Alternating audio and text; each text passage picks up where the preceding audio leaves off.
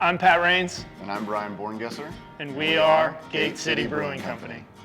2020 started out to be a really great year for us. We had positioned ourselves coming out of 2019 to have the best year that Gate City has ever had. We were up 50% year-over-year growth. We were up to 3,600 barrels. We had started our Delta Airlines launch with Freedom Fighter IPA. We had begun a new taproom expansion. We had just celebrated our 5th anniversary, and we were getting ready to roll right into St. Patrick's Day. We were developing cocktails. We were hitting all-time highs on our taproom levels and sales. People were showing up in record numbers. And then it happened. March 17th, 2020. Day that I will never forget. It's when everything stopped. COVID was running rampant. The governor shut everything down.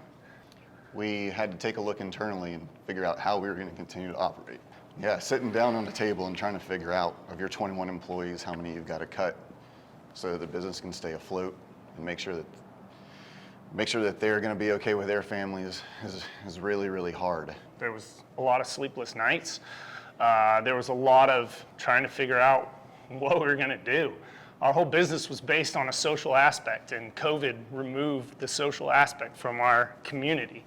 We had to pivot. We instantly got into sanitizer. As soon as the email came through from the TTB that we were able to produce sanitizer, and the FDA actually had changed their requirements to make it easier to apply. Yeah, it was a mad dash to get all the materials, but it was what was saving our business at the time. It literally was saving our business. That was a really fun time of the pandemic, was that we were all able to get back together and operate as a family again. So early in 2019, the opportunity had come up for us to acquire another space that tied into our current tap room. And we saw it as an opportunity to further expand our offering to the public, bring on another space that was going to be completely different than the taproom space that we have available now. And we made the decision to let's jump in feet first and see if we can't go through another build out. In 1984, this building was actually Ed's Gun and Tackle, and in that year, there was one of the greatest fires in Roswell's history that happened in this building. And we were able to learn that from the Roswell Fire Department, and they actually shared some of the photos.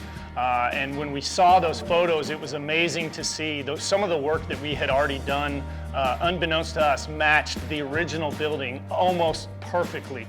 The phoenix rising from the ashes just tied in even more from us surviving 2020. And it provides an incredible space for this community to come, enjoy each other, and also learn about the history of this great building. If these walls could talk, they'd have a heck of a story to tell.